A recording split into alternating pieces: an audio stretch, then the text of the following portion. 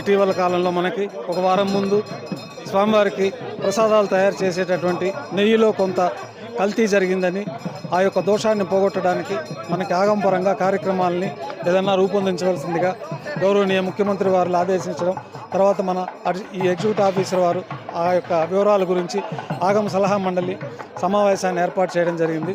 ఆ సమావేశంలో ఆగమ సలహా మండలి పరిపూర్ణంగా ఈ యొక్క విషయాన్ని గురించి చర్చించిన మీదట గతంలో పవిత్రోత్సవాలకు ముందు ఆ యొక్క దోషాలు జరిగింది కాబట్టి ఆ దోషమంతా పవిత్రోత్సవాలతోటి పరిసమాప్తం అయిపోతుంది.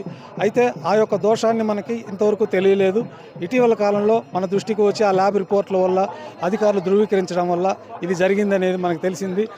అయితే పవిత్రోత్సవాలతోటి ఆ దోషాలన్నీ తొలగిపోయి ఉంటాయి. అయినా మనకు తెలిసిన దానివల్ల ఇంకా ఎక్కడైనా ఆ శేషమైన దోషాలు మిగిలి ఉంటాయేమో అని చెప్పి ఆగమ శాస్త్రానుగా ఈ యొక్క ఒక పూట కార్యక్రమాన్ని నిర్వహించడం జరిగింది. ఈ కార్యక్రమంలో భాగంగా శాంతి హోమాన్ని ఈరోజు ప్రారంభించడం జరిగింది. ఉదయం సాతుమర పూర్తయిన తర్వాత స్వామివారి దగ్గర అనుజ్ఞ తీసుకొని మన ఎగ్జిక్యూటివ్ ఆఫీసర్ గారికి, అడిషనల్ ఈఓ గారికి, భక్తజనాల అందరి తరఫున ఈ యొక్క దోషానికి పరిహారంగా స్వామివారు మన్నించాలని చెప్పి ఒక సంకల్పాన్ని తీసుకొని ఈ వైదిక కార్యక్రమాన్ని ప్రారంభించడం జరిగింది.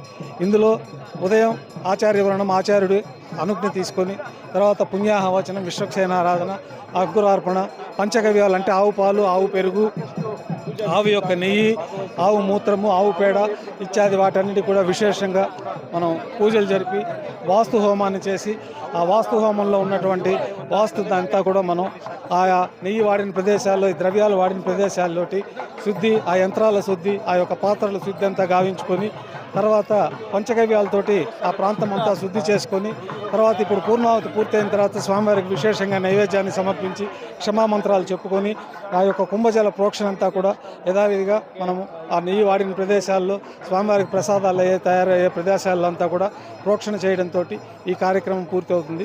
భక్తులందరూ కూడా ఆ ప్రసాదాలు తీసుకున్నందువల్ల ఎలాంటి దోషాలు సంక్రమించవు. వారందరూ స్వామివారిని తలుచుకొని స్వామివారి ఆలయంలో ప్రతిరోజు ఇట్లాంటి దోషాలు ఏమన్నా తెలియక జరిగితే నిత్య హోమాన్ని కూడా ఉదయం సాయంత్రం జరుపుతూ ఉంటాము. వార్షికంగా పవిత్రోత్సవాలు కూడా జరుగుతూ ఉంటాయి. ఇది పవిత్రోత్సవాలకు ముందు జరిగింది కాబట్టి తర్వాత నుంచి అంతా బాగున్నది కాబట్టి భక్తులందరూ ప్రశాంతంగా స్వామివారి ప్రసాదాలు నిరభ్యంతరంగా స్వీకరించవచ్చు. వారి మనసులో ఏదన్నా సంకోచం ఉంటే వారి ఇంట్లో దీపారాధన చేసుకొని స్వామివారిని ప్రార్థన చేసుకొని అష్టాక్షరి మంత్రము, ద్వాదశాక్షరి మంత్రాన్ని వారి శక్త్యానుసారం ప్రార్థన చేసుకోవచ్చు. ఓం నమో నారాయణాయ, ఓం నమో భగవతే వాసుదేవాయ ఆ మంత్రాలని వారి గృహంలో వారు జపించుకుంటే వారికి ఏమన్నా మనకు దోషం తగిలిందేమో అనే భావన ఉంటే ఆ దోషాలు కూడా తొలగిపోతాయి.